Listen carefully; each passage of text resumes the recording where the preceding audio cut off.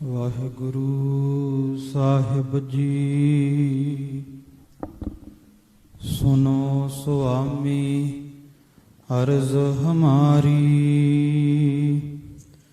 ਯਕ ਬਿਨੋ ਕਰੋ ਕਰ ਜੋਰ।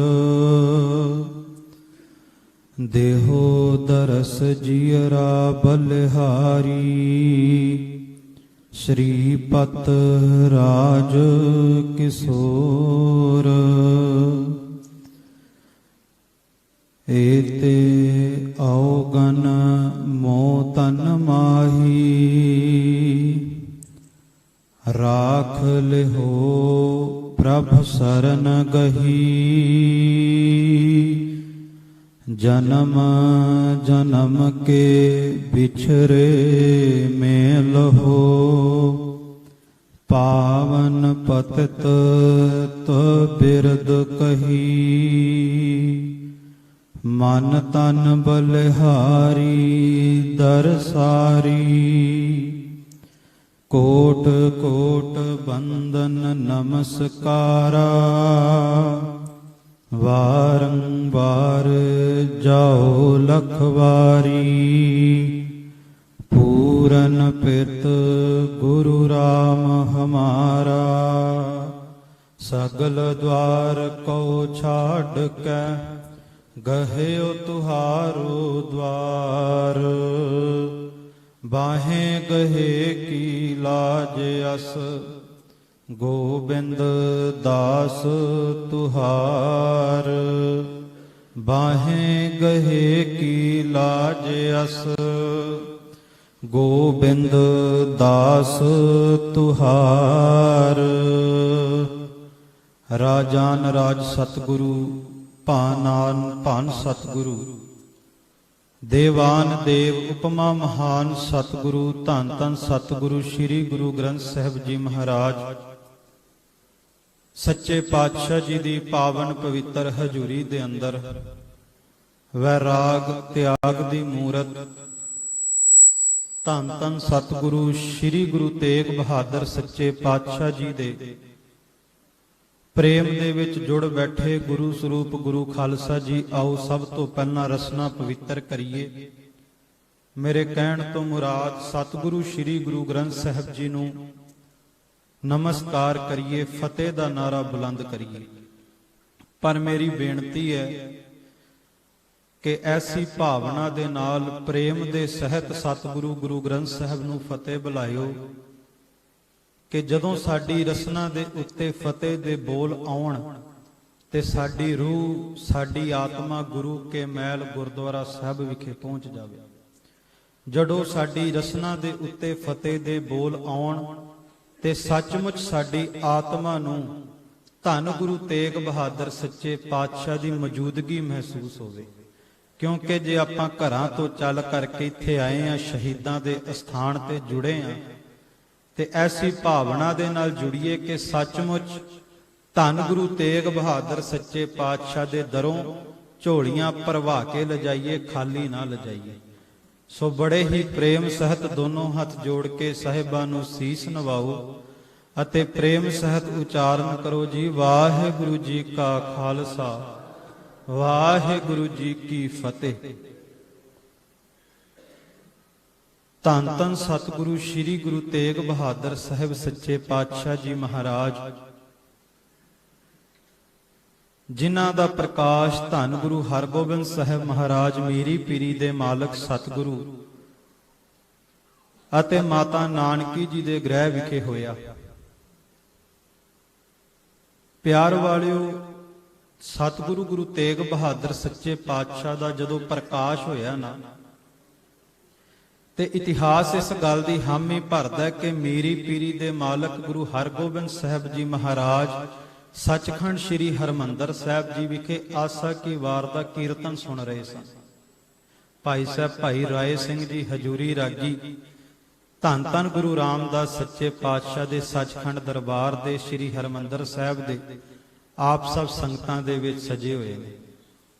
ਸਤਿਗੁਰੂ ਜੀ ਸ਼੍ਰੀ ਹਰਮੰਦਰ ਸਾਹਿਬ ਵਿਖੇ ਆਸਾ ਕੀ ਵਾਰ ਦਾ ਕੀਰਤਨ ਸੁਣ ਰਹੇ ਸਨ ਤੇ ਸਤਿਗੁਰੂ ਗੁਰੂ ਹਰਗੋਬਿੰਦ ਸਾਹਿਬ ਨੂੰ ਸੁਨੇਹਾ ਮਿਲਿਆ ਕਿ ਅੱਜ ਪੁੱਤਰ ਨੇ ਜਨਮ ਲਿਆ ਹੈ। ਮੀਰੀ ਪੀਰੀ ਦੇ ਮਾਲਕ ਸਤਿਗੁਰੂ ਸੱਚੇ ਪਾਤਸ਼ਾਹ ਆਸਾ ਕੀ ਵਾਰ ਦੇ ਕੀਰਤਨ ਦੇ ਭੋਗ ਤੋਂ ਬਾਅਦ ਗੁਰੂ ਕੇ ਮਹਿਲ ਪਹੁੰਚੇ। ਭਾਈ ਬਿਧੀ ਚੰਦ ਜੀ ਵੀ ਨਾਲ ਨੇ, ਹੋਰ ਵੀ ਸਿੱਖ ਸੰਗਤ ਨਾਲ ਹੈ। ਤੇ ਜਾਂਦੇ ਹੀ ਧੰਨ ਗੁਰੂ ਹਰਗੋਬਿੰਦ ਸਾਹਿਬ ਮਹਾਰਾਜ ਨੇ ਧੰਨ ਗੁਰੂ ਤੇਗ ਬਹਾਦਰ ਜੀ ਨੂੰ ਨਮਸਕਾਰ ਕੀਤੀ। ਚਰਨਾਂ ਵੱਲ ਖੜ ਕੇ ਨਾ ਗੁਰੂ ਹਰਗੋਬਿੰਦ ਸਾਹਿਬ ਮਹਾਰਾਜ ਨੇ ਨਮਸਕਾਰ ਕੀਤੀ, ਚਰਨਾਂ ਨੂੰ ਨਮਸਕਾਰ ਕੀਤੀ। ਹਜੇ ਨਾਮ ਨਹੀਂ ਰੱਖਿਆ, ਹਜੇ ਗੁਰਿਆਈ ਦਾ ਤੇ ਤਿਲਕ ਵੀ ਨਹੀਂ ਲੱਗਿਆ, ਕਿਸੇ ਨੂੰ ਪਤਾ ਨਹੀਂ ਆਮ ਸੰਗਤ ਨੂੰ। ਪਰ ਗੁਰੂ ਹਰਗੋਬਿੰਦ ਸਾਹਿਬ ਨੇ ਨਮਸਕਾਰ ਕੀਤੀ। ਭਾਈ ਬਿਧੀ ਚੰਦ ਪੁੱਛਣ ਲੱਗੇ, ਪਾਤਸ਼ਾਹ ਨਵ ਜਨਮੇ ਬਾਲਕ ਨੂੰ ਚਰਨਾਂ ਤੇ ਨਮਸਕਾਰ ਕਿਉਂ? ਤੇ ਗੁਰੂ ਹਰਗੋਬਿੰਦ ਸਾਹਿਬ ਮਹਾਰਾਜ ਕਹਿਣ ਲੱਗੇ, ਬਿਧੀ ਚੰਦਾ ਇਸ ਬਾਲਕ ਨੂੰ ਕਿਤੇ ਪੰਜ ਭੂਤਕ ਸਰੀਰ ਦਾ ਮੁਹਤਾਜ ਨਾ ਸਮਝੀ।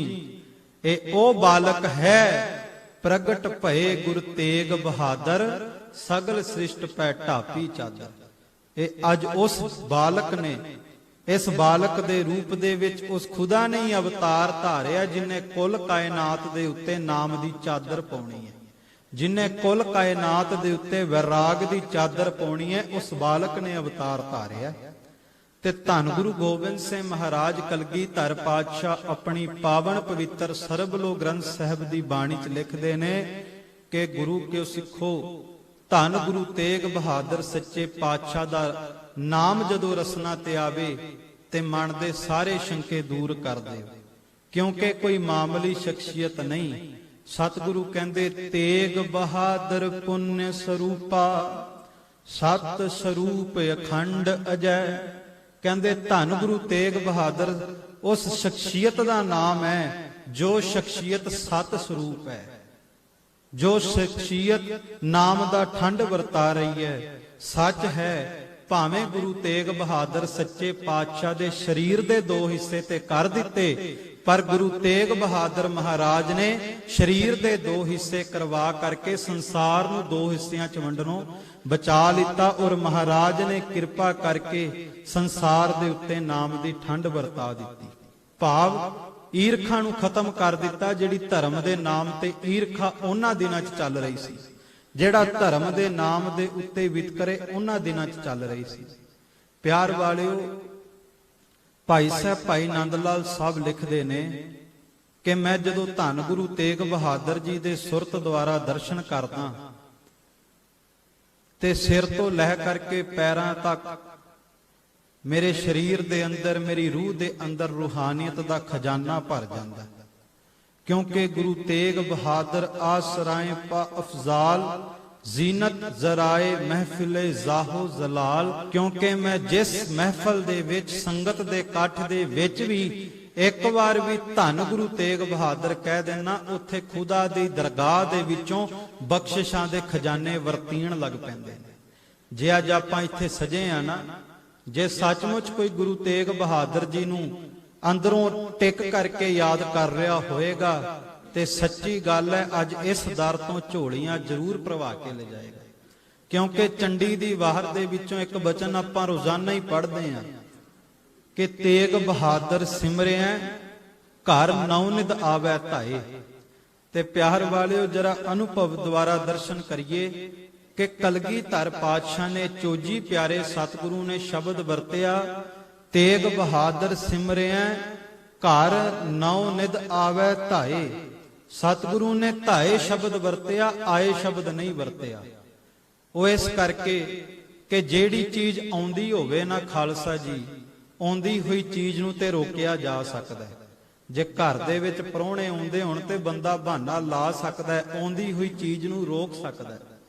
ਪਰ ਜਦੋਂ ਕੋਈ ਵੈਰੀ ਧਾਵਾ ਬੋਲ ਕੇ ਆ ਜਾਵੇ ਤੇ ਧਾਵਾ ਬੋਲੀ ਹੋਈ ਚੀਜ਼ ਨੂੰ ਕੋਈ ਰੋਕ ਨਹੀਂ ਸਕਦਾ, ਉਹ ਤੇ ਬੰਦ ਬੂਹੇ ਵੀ ਭੰਨ ਕੇ ਅੰਦਰ ਧਾਵਾ ਬੋਲ ਦਿੰਦੀ ਹੈ। ਸਤਿਗੁਰੂ ਕਲਗੀਧਰ ਪਾਤਸ਼ਾਹ ਕਹਿੰਦੇ, ਇਹ ਗੁਰੂ ਕਿਆ ਸਿੱਖਾ, ਜੇ ਕਿਤੇ ਤੂੰ ਧੰਨ ਗੁਰੂ ਤੇਗ ਬਹਾਦਰ ਸੱਚੇ ਪਾਤਸ਼ਾਹ ਦਾ ਨਾਮ ਵੀ ਆਪਣੀ ਰਸਨਾ ਤੋਂ ਲੈ ਲਵੇਂ ਤੇ ਸੱਚੀ ਗੱਲ ਹੈ ਕਿ ਤੇਰੇ ਨਾਂ ਚਾਹੁੰਦਿਆਂ ਵੀ ਗੁਰੂ ਨਾਨਕ ਦੇ ਘਰੋਂ ਸੁੱਖਾਂ ਦੀਆਂ ਦਾਤਾਂ ਤੇਰੇ ਘਰ ਵਿੱਚ ਧਾਵਾ ਬੋਲ ਕੇ ਆ ਜਾਣਗੀਆਂ। ਇੱਕ ਵਾਰ ਸਾਰੀ ਕਹਿ ਦਈਏ, ਧੰਨ ਧੰਨ ਸ੍ਰੀ ਗੁਰੂ ਤੇਗ ਬਹਾਦਰ, ਧੰਨ ਧੰਨ ਸ੍ਰੀ ਗੁਰੂ ਤੇਗ ਬਹਾਦਰ। ਕਿਉਂਕਿ ਜਿਨ੍ਹਾਂ ਦਾ ਨਾਮ ਲਿਆ ਨਾਂ ਚਾਹੁੰਦਿਆਂ ਵੀ ਪਿਆਰ ਵਾਲਿਓ, ਬਖਸ਼ਿਸ਼ਾਂ ਦੇ ਖਜ਼ਾਨੇ, ਸੁੱਖਾਂ ਦੀਆਂ ਦਾਤਾਂ ਧਾਵਾ ਬੋਲ ਕੇ ਸਾਡੇ ਘਰ ਵਿੱਚ ਆ ਜਾਂਦੀਆਂ। ਪਰ ਮੈਂ ਬੇਨਤੀ ਕਰਾਂ ਵੀ ਇਹ ਬਖਸ਼ਿਸ਼ਾਂ ਦਾ ਖਜ਼ਾਨਾ ਕਿਉਂ, ਐਸੀਆਂ ਰਹਿਮਤਾਂ ਸਤਿਗੁਰੂ ਦੇ ਨਾਮ ਵਿੱਚ ਕਿਉਂ? ਆਪਾਂ ਸਤਿਗੁਰੂ ਦੇ ਸਿੱਖ ਹਾਂ, ਰੋਜ਼ਾਨਾ ਧੰਨ ਗੁਰੂ ਗ੍ਰੰਥ ਸਾਹਿਬ ਦੇ ਦਰਸ਼ਨ ਕਰਦੇ ਆਂ, ਪਰ ਪਿਆਰ ਵਾਲਿਓ ਕਿਤੇ ਦਰਸ਼ਨ ਇਹ ਕਰੀਏ ਕਿ ਗੁਰੂ ਤੇਗ ਬਹਾਦਰ ਸੱਚੇ ਪਾਤਸ਼ਾਹ ਜਦੋਂ ਮੀਰੀ ਪੀਰੀ ਦੇ ਮਾਲਕ ਗੁਰੂ ਹਰਗੋਬਿੰਦ ਸਾਹਿਬ ਸੱਚੇ ਪਾਤਸ਼ਾਹ ਦੇ ਦਰਬਾਰ ਵਿੱਚ ਆਉਂਦੇ ਸਨ ਤੇ ਸਤਿਗੁਰੂ ਗੁਰੂ ਤੇਗ ਬਹਾਦਰ ਸੱਚੇ ਪਾਤਸ਼ਾਹ ਦੀ ਅਵਸਥਾ ਕਿਹੋ ਜਿਹੀ ਹੁੰਦੀ ਸੀ। ਇਤਿਹਾਸ ਇਸ ਗੱਲ ਦੀ ਹਾਮੀ ਭਰਦਾ ਹੈ, ਅਤ ਨਿਮਰ ਭੂਤ ਵੀਰ ਗਤ ਵਿਸਾਲ। ਸਤਿਗੁਰੂ ਗੁਰੂ ਤੇਗ ਬਹਾਦਰ ਸੱਚੇ ਪਾਤਸ਼ਾਹ ਜੀ ਦੇ ਪ੍ਰਥਾਏ ਮਹਿਮਾ ਪ੍ਰਕਾਸ਼ ਦਾ ਲਖਾਰੀ ਲਿਖਦਾ ਕਿ ਜਦੋਂ ਮੀਰੀ ਪੀਰੀ ਦੇ ਮਾਲਕ ਧੰਨ ਧੰਨ ਸਤਿਗੁਰੂ ਗੁਰੂ ਹਰਗੋਬਿੰਦ ਸਾਹਿਬ ਜੀ ਦਾ ਦਰਬਾਰ ਸਜਦਾ ਸੀ ਨਾ, ਤੇ ਪਿਆਰ ਵਾਲਿਓ ਜਿੱਥੇ ਸਤਿਗੁਰੂ ਗੁਰੂ ਹਰਗੋਬਿੰਦ ਸਾਹਿਬ ਮਹਾਰਾਜ ਸੱਚੇ ਪਾਤਸ਼ਾਹ ਦੇ ਹੋਰ ਵੀ ਸਾਹਿਬਜ਼ਾਦੇ ਸਤਿਗੁਰੂ ਗੁਰੂ ਹਰਗੋਬਿੰਦ ਸਾਹਿਬ ਦੇ ਦਰਬਾਰ 'ਚ ਸਜਦੇ ਸਨ, ਪਰ ਪਿਆਰ ਵਾਲਿਓ ਜਿਹੜੇ ਮਸੰਦ, ਜਿਹੜੇ ਗੁਰੂ ਘਰ ਦੇ ਲਈ ਸੋਹਣੀਆਂ ਸੋਹਣੀਆਂ ਭੇਟਾਂ, ਮਹਿੰਗੇ ਮਹਿੰਗੇ ਪੁਸ਼ਾਕੇ ਹੋਰ ਅਗਰਾਈ ਕਰਕੇ ਲਿਆਉਂਦੇ ਸਨ, ਜਾਂ ਤੇ ਉਹ ਆਪ ਹੀ ਦੂਜੇ ਬੱਚਿਆਂ ਦੇ ਨਾਲ ਬੋਲਚਾਲ ਰੱਖਦੇ ਸਨ, ਜਾਂ ਫਿਰ ਦੂਜੇ ਬੱਚੇ ਆਪ ਹੀ ਮਸੰਦਾਂ ਦੇ ਨਾਲ ਬੋਲਚਾਲ ਰੱਖਦੇ ਸਨ। ਪਰ ਧੰਨ ਗੁਰੂ ਤੇਗ ਬਹਾਦਰ ਸੱਚੇ ਪਾਤਸ਼ਾਹ ਜਦੋਂ ਦਰਬਾਰ ਦੇ ਵਿੱਚ ਆਉਂਦੇ ਸਨ ਤੇ ਸਤਿਗੁਰੂ ਗੁਰੂ ਹਰਗੋਬਿੰਦ ਸਾਹਿਬ ਦੇ ਦਰਬਾਰ ਦੀ ਦਹਲੀਜ਼ ਤੋਂ ਪਹਿਲਾ ਕਦਮ ਜਦੋਂ ਅੰਦਰ ਨੂੰ ਰੱਖਦੇ ਸਨ, ਸਤਿਗੁਰੂ ਦੇ ਨੇਤਰ ਹੇਠਾਂ ਹੋ ਜਾਂਦੇ ਸਨ, ਤਾਂ ਨਹੀਂ ਸਣ ਜਾਂਦੇ, ਕਿਉਂਕਿ ਸੁਰਤ ਦੇ ਵਿੱਚ ਮੀਰੀ ਪੀਰੀ ਦੇ ਮਾਲਕ ਦੇ ਚਰਨਾਂ ਦਾ ਧਿਆਨ ਟਿਕ ਜਾਂਦਾ ਸੀ।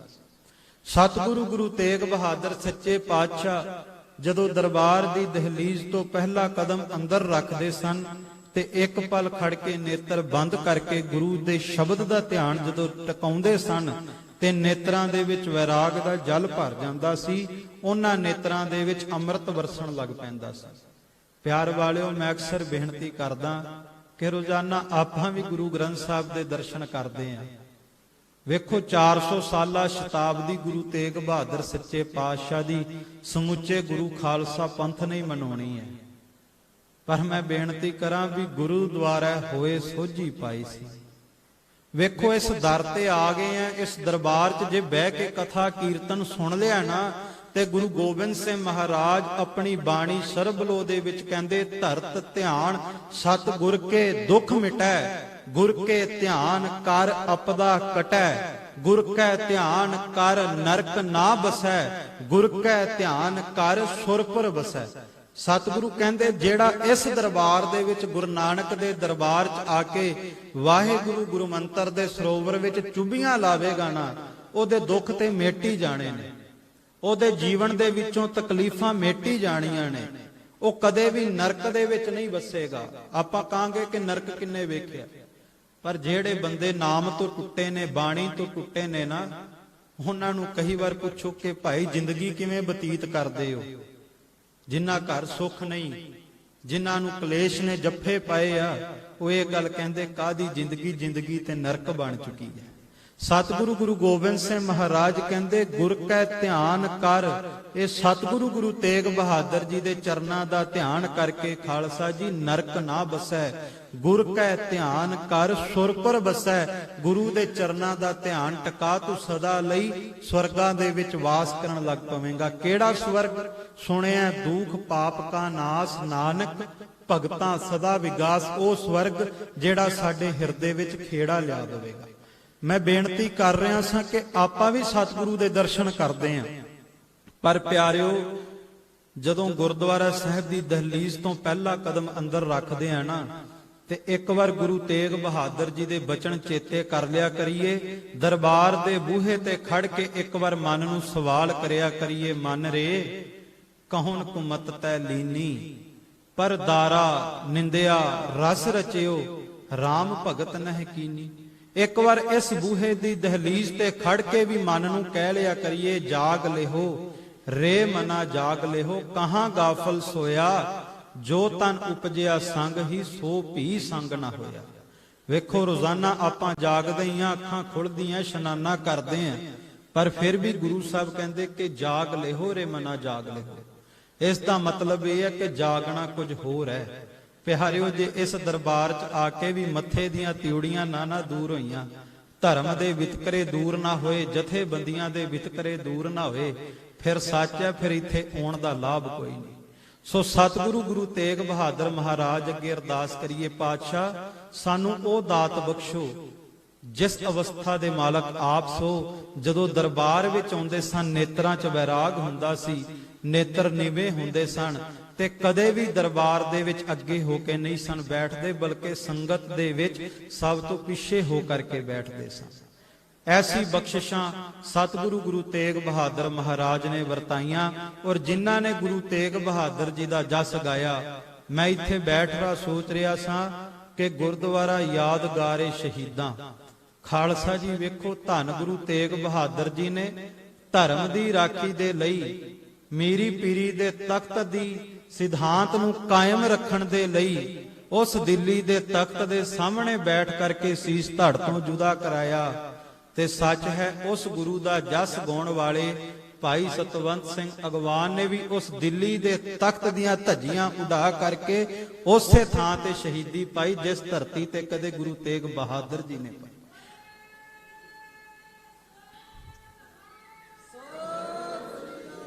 ਭਾਵੇਂ ਸੱਚ ਹੈ, ਜਿਸ ਨੂੰ ਧਿਆਓਗੇ, ਜਿਸ ਗੁਰੂ ਦਾ ਜਸ ਗਾਓਗੇ, ਗੁਰੂ ਕਿਰਪਾ ਕਰਕੇ ਹਰ ਜਨ ਦੀ ਏਕ ਹੈ, ਬਿਬ ਵਿਚਾਰ ਕਿਛ ਨਾਹੇ ਵਾਲੀ ਅਵਸਥਾ ਜ਼ਰੂਰ ਬਖਸ਼ਦੇ ਨੇ।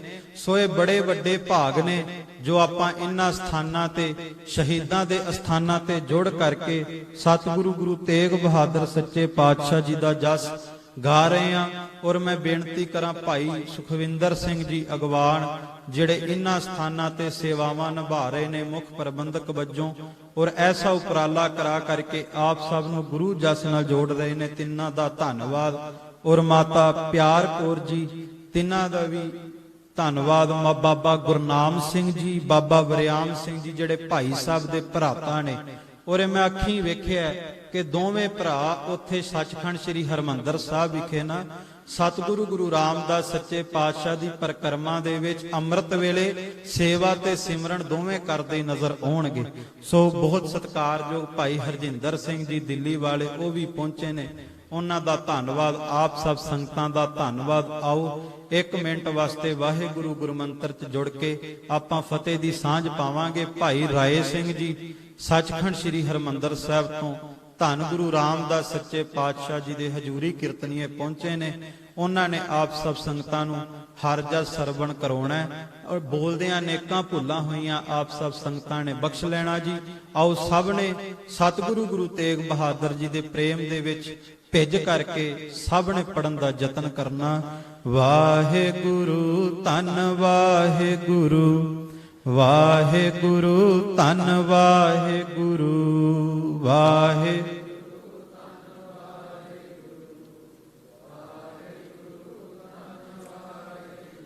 ਵਾਹਿਗੁਰੂ ਧੰਨ ਵਾਹਿਗੁਰੂ, ਵਾਹਿਗੁਰੂ ਧੰਨ ਵਾਹਿਗੁਰੂ, ਵਾਹਿਗੁਰੂ